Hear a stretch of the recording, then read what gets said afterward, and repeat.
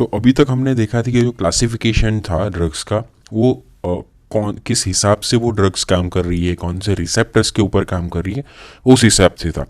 कुछ बुक्स में क्लासिफिकेशन दिया गया है उसके एक्शन के ऊपर से कि सिम्पैथोमाइमेटिक ड्रग्स की जो कौन सा एक्शंस क्रिएट करती है, तो उसके हिसाब से उसका क्लासिफिकेशन दिया है। उसमें हमें फ़ायदा ये होगा कि हमें उसका यूज़ अच्छे से पता चल जाएगा कि स्पेशली किस कंडीशंस में कौन कौन सी ड्रग कैसे यूज़ होती है, तो वो भी हम लोग देख लेते हैं। तो कई बार ड्रग का क्लासिफिकेशन दिया जाता है एज अ प्रेशर एजेंट्स। सो जो सिम्पैथोमाइमेटिक ड्रग्स है उसे प्रेशर एजेंट्स के तौर पे भी कुछ ड्रग्स को क्लासीफाई किया जाता है। उसमें कौन कौन सी सिम्पैथोमाइमेटिक ड्रग्स आती है जो हमने पढ़ा, एक तो नॉर एड्रेनालिन। हमने ऑलरेडी देखा कि ये बहुत ब्लड प्रेशर इंक्रीज कर देती है, systolic diastolic mean blood pressure उतना ज़्यादा इंप्रूव कर देती है कि जिससे रिफ्लेक्स ब्रेडिकार्डिया भी होने लगता है। So noradrenaline is of course big pressure agents. फिर आता है एपिनेफ्रिन। हमें पता है कि एपिनेफ्रिन भी है जो मीन ब्लड प्रेशर बढ़ाता है, हार्ट रेट बढ़ाता है। तो again it's comes into this section of pressure agents.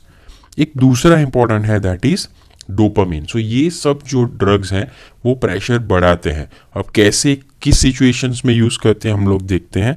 दूसरे नाम है फिनाइलेफ्रिन, मिथोक्सामाइन एंड मेफेंटरमिन। सो आइए देखते हैं उसके बारे में। सो जो एड्रेनालिन या फिर एपिनेफ्रिन है वो कौन कौन से रूट से दिए जाते हैं। तो हमें पता है कि सबक्यूटेनियस रूट और आईएम रूट से दिए जाते हैं, ठीक है। अब ये जो एड्रेनालिन है या एपिनेफ्रिन है वो बहुत ही वाजो कंस्ट्रिक्टिव होते हैं।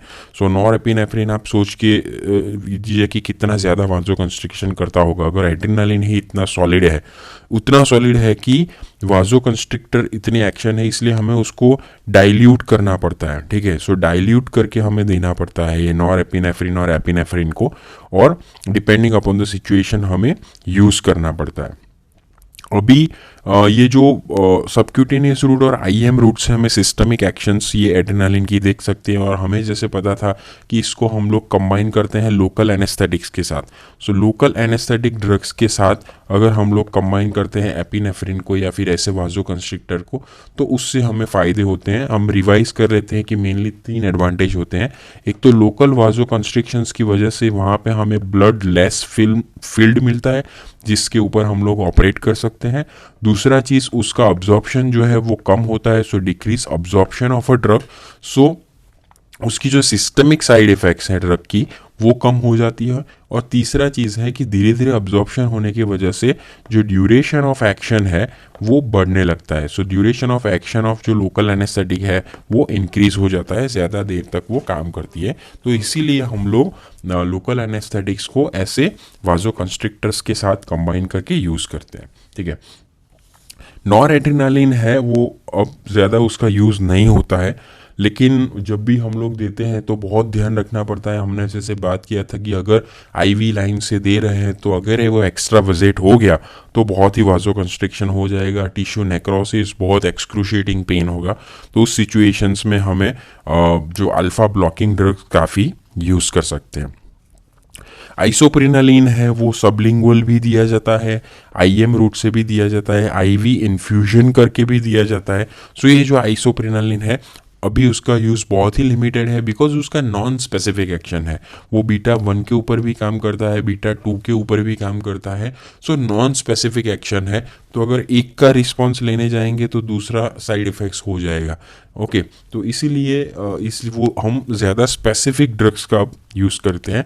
फिर भी आपको जानने के लिए ज़रूरी है कि ये प्रॉपर हार्ट रेट मेंटेन करने के लिए यूज़ होता था। अगर हार्ट का रिदम प्रॉपर नहीं है, कम हो गया है, तो हार्ट रेट बढ़ाने के लिए because it will stimulate the beta 1 receptor, so isoprenaline was initially used.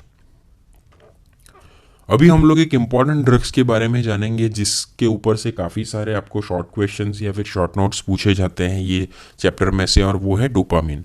Although जो डोपामिन है वो सेंट्रल नर्वस सिस्टम में काम करता है, लेकिन उसका पेरिफेरल एक्शंस भी जानना बहुत ज़रूरी है, स्पेशली हीमोडायनेमिक एक्शंस। सो जो डोपामिन है वो भी एक प्रेशर एजेंट के तौर पे काम करता है। सो जो डोपामिन का एक जो पिक्यूलियर फीचर होता है वो है उसका डोज डिपेंडेंट एक्शन। ये बहुत ही इंपॉर्टेंट है ऑटोनॉमिक नर्वस सिस्टम में। कई बार वाइवा में ये क्वेश्चंस पूछते हैं कि डोपामिन का डोज डिपेंडेंट एक्शन बताइए। तो क्या होता है कि अलग अलग डोज पे अलग अलग एक्शन है। तो मान लीजिए कि उसका डोज 3 माइक्रोग्राम से कम है, ये एक पहली रेंज है।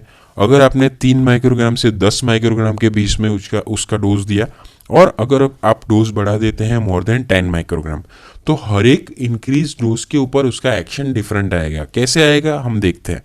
अगर आप 3 माइक्रोग्राम से कम डोज में देते हो, तो वो जो डोपामिन है वो अपने डोपामिनर्जिक रिसेप्टर्स को स्टिमुलेट करेगा, ठीक है। तो अपने जो पेरिफेरल डोपामिनर्जिक रिसेप्टर्स है उसको वो स्टिमुलेट करेगा, और जिससे क्या होगा कि जो D1 रिसेप्टर्स हैं वो स्टिमुलेट होते हैं, और रीनल ब्लड फ्लो, जो रीनल वाजोडाइलेशन होगा, इससे जो है रीनल वाजोडाइलेटेशन होगा, तो रीनल ब्लड फ्लो जो है वो बढ़ जाएगा। सो जो मेन इसका एक्शन है वो D1 रिसेप्टर्स के ऊपर काम करेगा, लो डोज के ऊपर, ठीक है।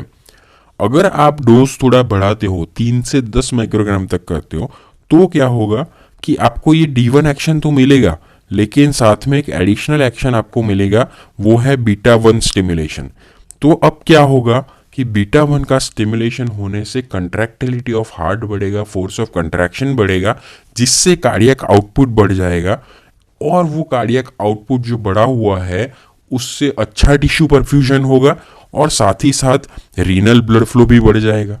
सो अब सिचुएशन काफ़ी बेनिफिशियल हो रही है कि अगर पेशेंट, एक सिचुएशन है, मान लीजिए कि कार्डियोजेनिक शॉक है या फिर सेप्टिक शॉक है, ऐसी सिचुएशंस की जहाँ पे हार्ट प्रॉपर काम नहीं कर रहा है और टिश्यू को अच्छा परफ्यूजन नहीं मिल रहा है, बहुत वाजोडाइलेशन हो गया है, ठीक है, बहुत ज़्यादा वाजोडाइलेटरी सिचुएशन हो गई है, या फिर टिश्यू परफ्यूजन की बहुत कमी हो गई है, तो उस सिचुएशंस में आप ये डोज पे काम कर सकते हैं। तो अगर आप डोपामिन का 3 to 10 माइक्रोग्राम का अगर आप डोज देते हो, तो उससे कार्डियक एक्शंस भी बहुत अच्छी आएगी, और रीनल परफ्यूजन भी अच्छा होगा, क्योंकि शॉक में खतरा होता है रीनल परफ्यूजन का, कि किडनी को जो इम्पोर्टेंट ऑर्गन्स है उसको प्रॉपर परफ्यूजन नहीं मिलता है, तो फिर क्या है कि ऑर्गन शटडाउन के स्टेट में चले जाते हैं, रीनल फेलियर के स्टेट में चला जाता है। तो इस टाइप के पेशेंट्स में अगर हमको ये D1 एक्शन भी मिले और B1 एक्शन भी मिले, तो रीनल परफ्यूजन भी अच्छा होगा,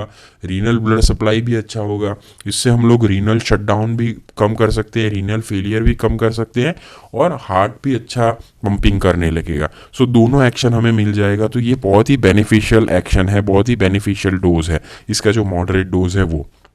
लेकिन अगर आपने डोज बढ़ा दिया और डोज 10 माइक्रोग्राम से ऊपर चला गया, तो अब सिचुएशन वर्स हो जाएगी। क्यों? क्योंकि अब आपको एक्शन आने लगेगी अल्फा 1 रिसेप्टर स्टिमुलेशन की। तो यहाँ पे क्या होगा कि अल्फा 1 रिसेप्टर स्टिमुलेट हो जाएंगे, और जिससे वाजो कंस्ट्रिक्टिव एक्शंस आपको मिलने लगेगी। तो क्या होगा कि अगेन परफ्यूजन का प्रॉब्लम होने लगेगा, सीवियर वाजो कंस्ट्रिक्शन होने लगेगा, परफ्यूजन का और प्रॉब्लम होने लगेगा। सो कहने का मतलब यह है कि डोपामिन का जब भी आप डोज देते हैं, तो आपको डोज डिपेंडेंट, उसके इन्फ्यूजन डोज के ऊपर ज़्यादा डिपेंडेंट रहना पड़ता है। हम लोग इन्फ्यूजन के तौर पे देते हैं, आईवी इन्फ्यूजन से देते हैं, तो उसका मॉनिटरिंग करना बहुत ज़रूरी है। किसका? ब्लड प्रेशर का मॉनिटरिंग करना, और यूरिन फॉर्मेशंस का मॉनिटरिंग करना। तो उससे हमें पता चल जाएगा कि रीनल परफ्यूजन कितना है और ब्लड प्रेशर कैसा मेंटेन हो रहा है। सो ये बहुत पूछते हैं, होपफुली आपको क्लियर हो गया होगा। लो डोज में D1 रिसेप्टर्स के ऊपर एक्शन आता है, जिससे रीनल परफ्यूजन बढ़ता है। मॉडरेट डोज के ऊपर उसके साथ साथ कार्डियक कॉन्ट्रैक्टिलिटी भी बढ़ती है, B1 एक्शन भी आता है, that is the most beneficial for cardiogenic and septic shock. And third stage में अगर आपने ध्यान नहीं रखा, तो अल्फा 1 प्रीडोमिनेट हो जाएगा और कंडीशन माइट वर्सन। तो इस हिसाब से डोपामिन का डोज डिपेंडेंट एक्शन क्रिएट होता है। अभी दूसरी एक ड्रग्स के बारे में देखते हैं, जिसका नाम है एफेड्रिन। सो वो एफेड्रा वल्गारिस में से मिलती है। एफेड्रिन मेनली बोलते हैं कि इनडायरेक्टली काम करती है, बट कई कबार वो डायरेक्टली भी अल्फा और बीटा रिसेप्टर को स्टिमुलेट करके काम करती है। एफेड्रिन का अगर हम रिपीटेड डोज देते हैं, तो हमें टैकीफाइलैक्सिस देखने को मिलता है। हम लोग रिवाइज कर लेते हैं क्या होता है टैकीफाइलैक्सिस। जनरल फार्मेक में हमने पढ़ा था कि अगर कोई भी ड्रग्स को आप सक्सेसिवली क्विक सक्सेशंस में देंगे, तो उसका जो रिस्पॉन्स है वो कम होने लगेगा। इस फिनोमिनन को कहते हैं टैकीफाइलैक्सिस। सो अगर आप एफेड्रिन डोज को देंगे तो क्या होगा कि वो, क्योंकि वो इनडायरेक्टली एक्टिंग है, तो इनडायरेक्टली ये ड्रग जो है वो नॉरएपिनेफ्रिन का रिलीज करवाती है और अल्फा और बीटा रिसेप्टर्स को स्टिमुलेट करती है। तो अगर आप सक्सेसिवली देते रहोगे तो क्या होगा कि यहाँ जो नॉरएपिनेफ्रिन का स्टोरेज है ना वो कम होने लगेगा। सो पहले तो आपको रिस्पॉन्स मिलेगा, ये बहुत बढ़िया रिस्पॉन्स मिला +3। उसके बाद अगेन सेम ड्रग इंजेक्ट करोगे तो आपको +2 शायद रिस्पॉन्स मिलेगा, क्योंकि अब कम नॉरएपिनेफ्रिन है वेसिकल्स में। फिर से आप दोगे तो आपको +1 रिस्पॉन्स मिलेगा, और एक स्टेट आएगा कि जब आप दोगे तो आपको रिस्पॉन्स नहीं मिलेगा। सो ऐसे जो डिक्रीज रिस्पॉन्सिव स्टेट है उसे हम लोग टैकीफाइलैक्सिस कहते हैं। उसका एक रीज़न वो है कि because of quick succession norepinephrine का जो स्टोर्ड पूल है वो कम होने लगता है, और उस रेट से नॉरएपिनेफ्रिन का सिंथेसिस नहीं होता है, तो इसके हिसाब से आपको रिस्पॉन्स कम होने लगता है। That is most of the logical phenomenon है टैकीफाइलैक्सिस का। और एफेड्रिन ज़्यादा यूज़ नहीं होती है, काफ़ी सारे कफ सिरप्स में ये लोग एफेड्रिन को यूज़ करते हैं बिकॉज वो अल्फा-1 रिसेप्टर्स को स्टिमुलेट करती है। तो अल्फा-1 जो रिसेप्टर्स हैं स्टिमुलेट होने की वजह से वाजो कंस्ट्रिक्शंस करेंगे और जो कंजेशन हुआ है वो कम कर देगा। सो एज ए डीकंजेशन सैपिन एफेड्रिन का काफ़ी सारा यूज़ होता था काफ़ी सारे कफ सिरप्स में पहले, लेकिन अब बहुत रिस्ट्रिक्ट हो गया है, अब नहीं यूज़ होता है क्योंकि वो नॉन सिलेक्टिव है, वो अल्फ़ा बीटा सभी रिसेप्टर्स को स्टिमुलेट करेगी। सो काफ़ी सारा एडवर्स रिएक्शंस प्रोफाइल है उसका। सो माइल्ड क्रोनिक ब्रोंकियल अस्थमा है उसमें यूज़ होता है, या फिर कई बार हाइपोटेंशन हो गया है स्पाइनल एनेस्थेसिया देने के टाइम पे, तो उस टाइम को अल्फा रिसेप्टर स्टिमुलेट करके हम लोग यूज़ कर सकते हैं। पोस्चुरल हाइपोटेंशन हो गया है, पोस्चर बदलने से पेशेंट का ब्लड प्रेशर फॉल हो जाता है, तो उस सिचुएशन में भी अल्फा रिसेप्टर स्टिमुलेट करने से आपको फ़ायदा होता है। सो इस स्टेट में एफेड्रिन का कई बार यूज़ होता है। दूसरी एक ड्रग है उसे बोलते हैं हम लोग फिनाइलेफ्रिन। अब जो फिनाइलेफ्रिन है वो अल्फा-1 सिलेक्टिव ड्रग है, ठीक है, अल्फा-1 रिसेप्टर्स के ऊपर वो काम करती है, सिलेक्टिवली अल्फा-1 रिसेप्टर्स को स्टिमुलेट करती है। अगेन वो प्रेशर एजेंट है क्योंकि अल्फा-1 को स्टिमुलेट करेगी तो उससे वाजो कंस्ट्रिक्शन होगा, तो इसीलिए इसका यूज होता है topically as a nasal decongestion. हम लोग को पता है कि कोल्ड सिचुएशंस में क्या होता है कि जो नेज़ल म्यूकोजा है वहाँ पे ब्लड सप्लाई बहुत ही बढ़ जाता है, तो नेज़ल कंजेशन होने लगता है। तो उस टाइम पे अगर हम नेज़ल जो ब्लड वेसल्स हैं उनका वाजो कंस्ट्रिक्शन कर दें तो वहाँ पे कंजेशंस के जो सिम्टम्स हैं वो कम हो जाएंगे। सो टॉपिकली फिनाइलेफ्रिन वहाँ पे एक यूज़ के तौर पे होता है कि एज अ नेजल डीकंजेशन। दूसरा ये यूज़ होता है कहाँ पे अल्फा-1 रिसेप्टर होते हैं आई के रेडियल मसल्स में, तो अगर उनको स्टिमुलेट करे तो मिड्रियासिस होता है। तो जब भी आपको मिड्रियासिस चाहिए लेकिन विदाउट साइक्लोप्लेजिया, आपको साइक्लोप्लेजिया नहीं चाहिए, सिर्फ मिड्रियासिस चाहिए, आपको फंडस एग्जामिनेशन करना है, सिर्फ मिड्रियासिस चाहिए, तो उस सिचुएशंस में आप ये ड्रग को यूज़ कर सकते हैं एज अ मिड्रियाटिक एजेंट। अगर आपको साइक्लोप्लेजिया भी साथ में चाहिए तो उस टाइम पे आप जा सकते हैं एंटी कोलिनर्जिक ड्रग्स की तरफ, ठीक है। तो इस हिसाब से इसका यूज होता है। और दूसरा जो ऑक्यूलर मैकेनिज्म्स में एक्वस ह्यूमर के ऊपर भी उसका रोल होता है कि ये जो अल्फा-1 रिसेप्टर्स होते हैं वो आई के जो सिलियरी ब्लड वेसल्स होती है उसके ऊपर भी होते हैं। सो सिलियरी जो ब्लड वेसल्स होती है उसके ऊपर अल्फा-1 रिसेप्टर्स जो हैं वो स्टिमुलेट करते हैं और वाजो कंस्ट्रिक्शंस करते हैं, तो उससे क्या होगा कि सिलियरी ब्लड वेसल्स का वहाँ पे भी जो कंजेशंस है वो कम हो जाएगा, और जिससे क्या है कि वहाँ पे जो एक्वस ह्यूमर का जो प्रोडक्शंस है वो डिक्रीज हो जाएगा, और जिससे इवेंचुअली जो इंट्राऑक्यूलर प्रेशर है वो भी कम होता है। ग्लोकोमा के चैप्टर में हम लोग प्रॉपरली इसके बारे में बात करेंगे। सो काफ़ी सारे नेजल डीकंजेशन प्रिपरेशंस हैं, इसके अंदर फिनाइलेफ्रिन एक कंटेंट के तौर पे यूज होता है। और एक दूसरा प्रेशर एजेंट है जिसका नाम है मिथोक्सामिन। मिथोक्सामिन है वो अगेन अल्फा-1 सिलेक्टिव ड्रग्स हैं, लगभग कोई बीटा एक्शन इसमें भी नहीं है, तो फिनाइलेफ्रिन के जैसे ही उसके सब यूज़ होते हैं, लेकिन ये ड्रग भी अभी रिसेंटली इनके कुछ ज़्यादा यूज़ नहीं है। और एक ड्रग है एज अ प्रेशर एजेंट जो यूज़ होता है वो है मेफेंटरमिन, ठीक है। सो मेफेंटरमिन क्या करता है कि अल्फा और बीटा दोनों रिसेप्टर्स को स्टिमुलेट करता है, डायरेक्टली स्टिमुलेट करता है, जिससे क्या होगा कि ब्लड वेसल्स के ऊपर अल्फा रिसेप्टर से उसका स्टिमुलेशन होने से वाजोकंस्ट्रिक्शंस होगा और कार्डियक बीटा रिसेप्टर स्टिमुलेशन होने से कार्डियक स्टिमुलेशंस भी होगा। ये उसकी डायरेक्ट इफेक्ट हो गई। इसके साथ साथ वो इनडायरेक्ट इफेक्ट भी करता है, तो मेफेंटरमिन कह सकते हैं कि काइंड ऑफ मिक्स एक्शन है कि इनडायरेक्टली भी नॉरएपिनेफ्रिन का रिलीज भी करवाता है। जो स्पेशली जब आपको लो ब्लड प्रेशर हो गया हो कोई स्पाइनल प्रोसीजर के तौर पे, जैसे स्पाइनल एनेस्थेसिया के टाइम पे शॉक जैसी सिचुएशन हो गया हो मायोकार्डियल इंफार्क्शन में, उस टाइम पे अगर आपको ब्लड प्रेशर पेशेंट का फिर से नॉर्मल करना है ऐसे सिवियर हाइपोटेंसिव स्टेट्स में, तो ये ड्रग का आप यूज कर सकते हो अंडर ऑब्जर्वेशन। तो अभी तक हमने जो देखे थे वो थे प्रेशर एजेंट्स। अब हम लोग देखेंगे कार्डियक स्टिमुलेंट्स की जो ड्रग्स इसमें से जो सिंपैथोमाइमेटिक्स हैं as a cardiac stimulants use होते हैं। अगेन काइंड ऑफ आप सेम ही पढ़ चुके हैं। एक तो है एड्रेनालिन, हमें पता है कि एड्रेनालिन अल्फा रिसेप्टर्स के साथ साथ बीटा 1 रिसेप्टर्स को भी स्टिमुलेट करता है और जिसके हिसाब से वह पेशेंट्स का हार्ट रेट बढ़ता है। आइसोप्रेनालिन भी सभी बीटा रिसेप्टर्स के ऊपर काम करता है, तो अगेन बीटा 1 का स्टिमुलेशन होने से जिस पेशेंट्स में कार्डियक स्टिमुलेशन करना हो उनमें फ़ायदा होता है। और एक एडिशनल ड्रग यहाँ पे हम लोग पढ़ेंगे जिसका नाम है डोब्यूटामिन। अब नाम आपको डोब्यूटामिन का डोपामिन के साथ रिलेटिव लगता है, लेकिन जो डोब्यूटामिन है वो डोपामिन की डेरिवेटिव है, लेकिन वो डोपामिनर्जिक रिसेप्टर्स पे ऊपर काम नहीं करती है, वो काम करती है बीटा 1 रिसेप्टर्स के ऊपर। सो ये जो तीनों ड्रग्स हैं वो बीटा 1 के ऊपर काम करती है और ये जो डोब्यूटामिन है सिलेक्टिव बीटा 1 रिसेप्टर्स के ऊपर काम करती है। तो कई बार कंफ्यूज हो जाते हैं बच्चे कि डोब्यूटामिन तो डोपामिन की डेरिवेटिव है, तो वो डोपामिनर्जिक रिसेप्टर्स पे ऊपर काम करनी चाहिए, लेकिन वो selectively beta 1 receptor stimulated drug है। तो इस ड्रग का यूज कार्डियक स्टिमुलेंट के तौर पे होता है।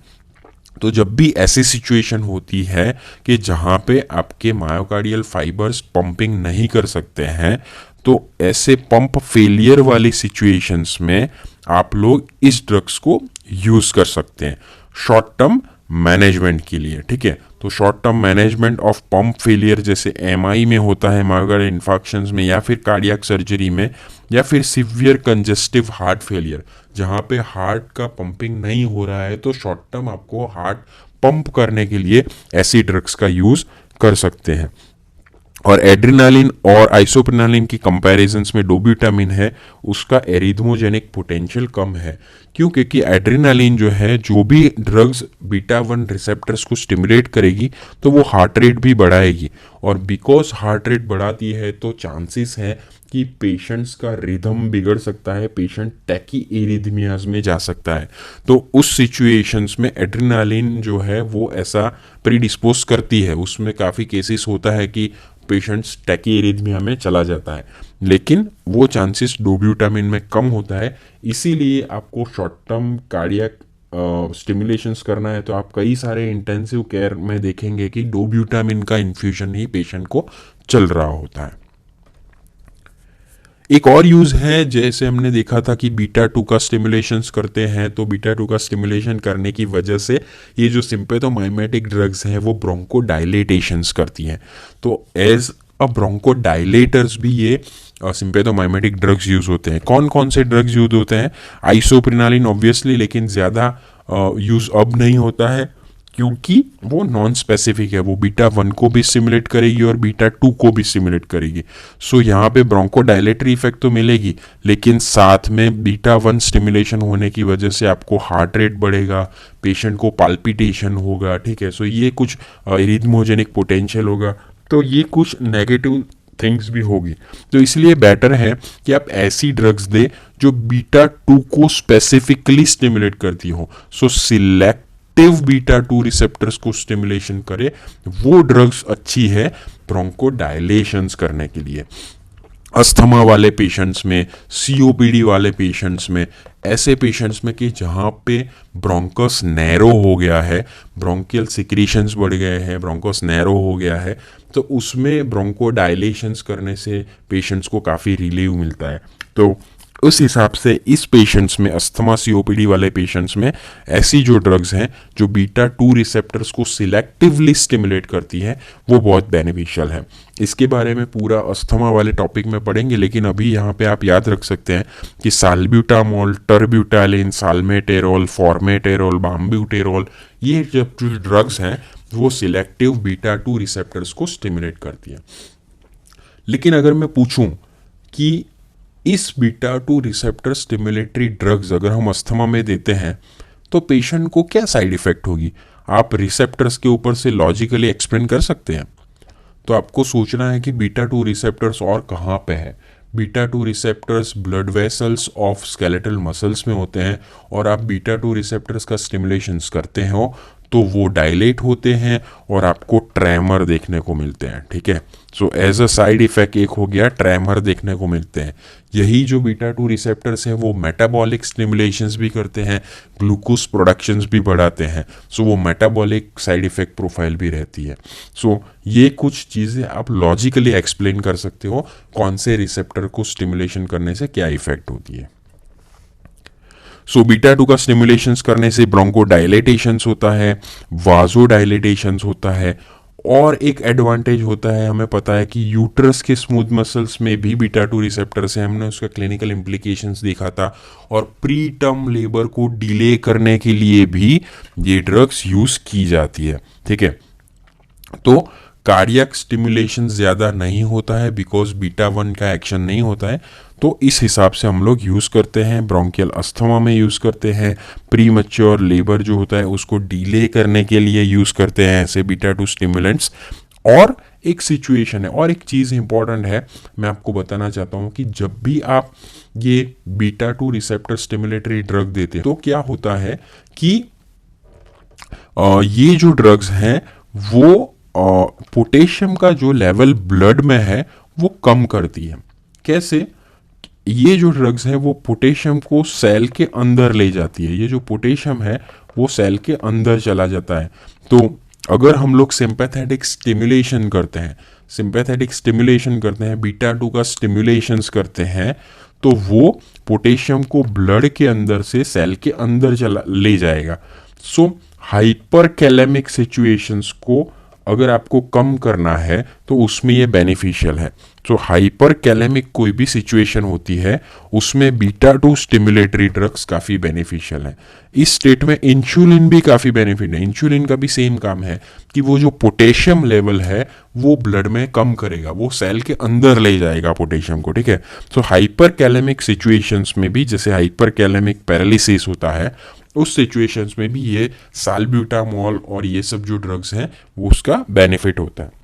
हमने जैसे बात किया कि एडवर्स ड्रग रिएक्शंस क्या होगा, तो अगर नॉन सिलेक्टिव होता है तो बीटा 1 का स्टिमुलेशन होने से टैकीएरिथमियाज और टैकीकार्डियाज हो सकते हैं, और बीटा 2 बिकॉज मसल के ब्लड वेसल्स में होते हैं उससे स्टिमुलेशन होने से मसल ट्रेमर होने लगते हैं। और एक ग्रुप है जो सिंपैथोमाइमेटिक्स के यूज में आता है, वो है नेजल डीकंजेशंस। बहुत ही कॉमनली यूज होते हैं नेजल डीकंजेशंस, सिंपैथोमाइमेटिक ड्रग्स।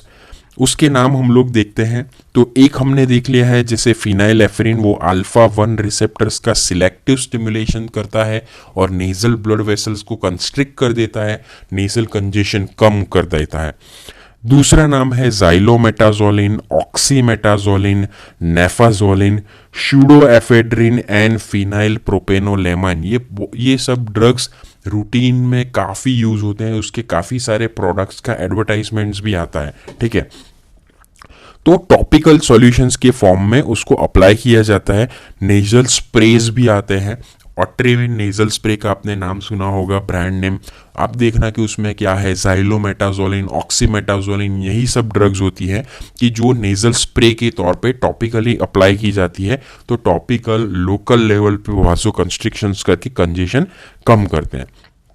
इससे क्या होता है, कई बार एज अ साइड इफेक्ट्स के तौर पे थोड़ा स्टिंगिंग सेंसेशंस भी होता है, लेकिन इस ड्रग्स को हमें ज़्यादा क्रोनिकली लॉन्ग टर्म यूज़ नहीं करना चाहिए। अगर हम लोग लॉन्गर पीरियड्स के लिए यूज़ करेंगे तो ऐसा वाजो कंस्ट्रिक्शन होने रहने से क्या होगा कि ये जो म्यूकोजल सिलियरी फंक्शंस होता है, जो नेजल म्यूकोजा में जो सिलियरी फंक्शंस होता है, जो सेल्स होते हैं, उसका फंक्शंस इम्पेयर हो जाएगा और इवेंचुअली क्या होता है, एट्रोपिक राइनाइटिस एंड एनोज्मिया ऐसी सिचुएशंस क्रिएट होती है बिकॉज ऑफ परसिस्टेंट वाजोकंस्ट्रिक्शन।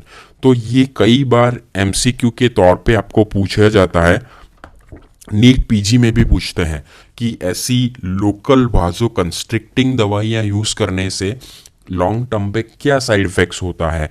तो वो होता है एट्रोपिक राइनाइटिस। ठीक है, बहुत कॉमन चीज़ है।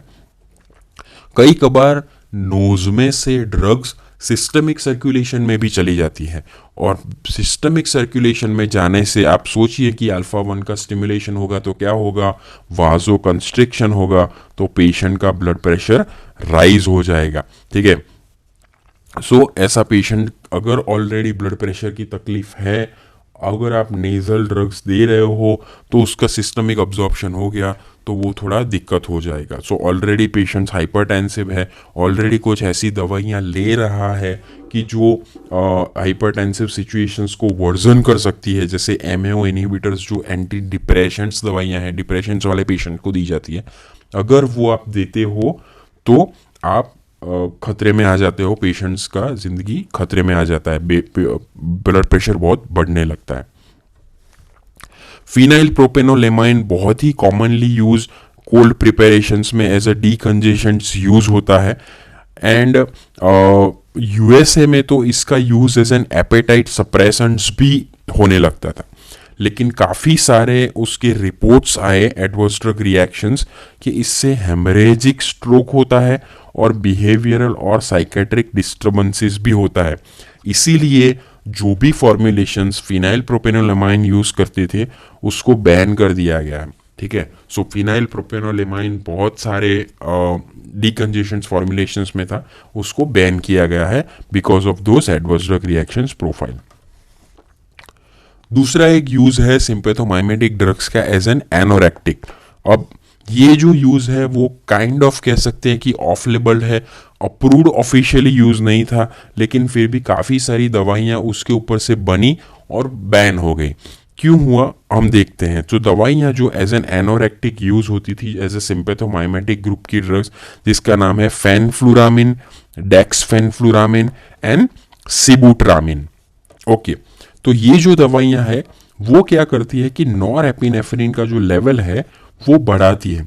कैसे बढ़ाती है, जैसे हमें पता है कि नॉरएपिनेफ्रिन का फेट क्या होता है, जो नॉरएपिनेफ्रिन रिलीज होता है वो फिर से अपटेक होता है उसका, तो ये जो अपटेक है ना उसको बंद कर देती है ये दवाइयाँ, तो उसके हिसाब से इवेंचुअली वो नॉरएपिनेफ्रिन का लेवल बढ़ाती है। तो inhibit this reuptake of norepinephrine, serotonin and dopamine, तो ब्रेन के अंदर ये काम करेगी और जिससे इसका लेवल बढ़ेगा, नॉरएपिनेफ्रिन, डोपामिन सभी का लेवल बढ़ता है।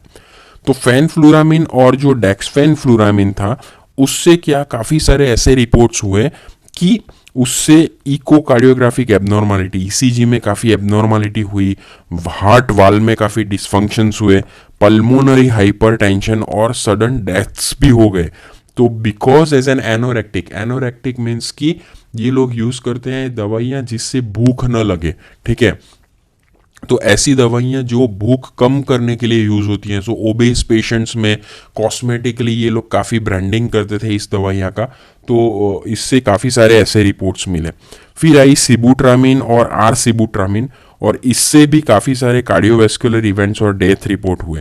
तो इसीलिए इंडिया ने भी ये ड्रग को बैन कर दिया। सी इवेंचुअली ये ड्रग्स है क्या, सिंपैथोमाइमेटिक ड्रग्स आप जब भी लेते हो तब आप बॉडी में क्या करते हो, तो अब आप बॉडी में क्या करते हो कि कैलोरी जीनेसिस करते हो। कैलोरी जीनेसिस कैसे होता है कि जो भी आपकी स्टोर्ड कैलोरी है वो स्टोर्ड कैलोरी आपकी टूटती है, और ये जो स्टोर कैलोरी टूटती है उसके अंदर से ग्लूकोज प्रोडक्शन होता है। ठीक है, सो कहने का मतलब यह है कि जब भी सिंपैथेटिक ड्राइव बढ़ता है तो आपका जो स्टोर्ड फैट है, स्टोर्ड ग्लाइकोजन है, वो टूटने लगता है। तो इससे क्या होता है कि उसमें से ग्लूकोज जनरेट होता है, तो वो जो स्टोर्ड कैलोरी कम होती है, तो इसीलिए एज एन आपको ज़्यादा भूख नहीं लगती है।